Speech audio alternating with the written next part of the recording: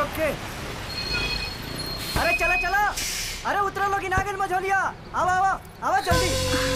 अरे चला चला जल्दी चला। अरे बढ़ा के चला बढ़ाओ।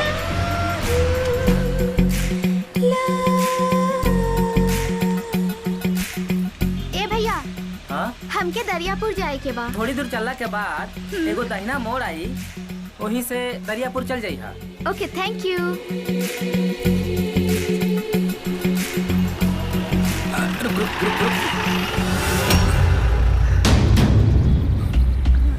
कहाँ जाए के बा? दरियापुर जाए के बा। बैठा, छोड़ देवा तनी। आजी नहने, ए बैग पकड़। हाँ, लाई लाई आई आई लाई दी। आई बैठ। चल। हम तो बचपन से अमेरिका रहिला ना। मतलब हम जान गनी के तोहार बाबूजी यहाँ कहीं रहेला।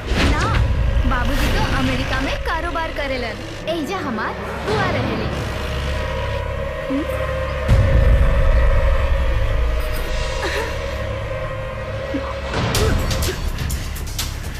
छोड़ अब। Don't touch me! I call the police! अब तो सीधा हमरा कोरा में आ जा।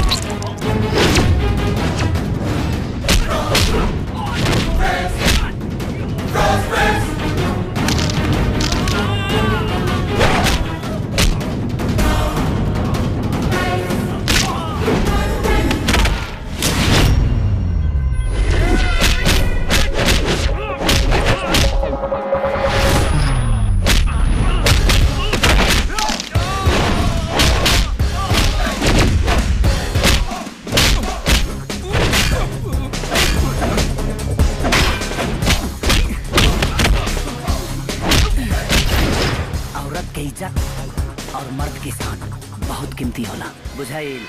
एक तो हम ठोके नहीं ना, और ठोके नहीं तो सोचे नहीं ना। आइंदा अगर ऐसा गलती करबे ना तो इतना मारब हगबे कम पदबे ज्यादा। ना कर, माफ करता हमरा के।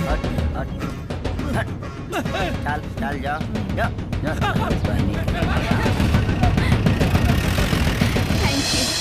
Thank you so much. English बोला तरुआ, ऐसा कपड़ा पहन के चले बू बिहार तक आदमी के भेज देबू तिहाड़। ऐसा कपड़ा पहन के आइंदा मत चली। कहाँ जाए के बा? दरियापुर।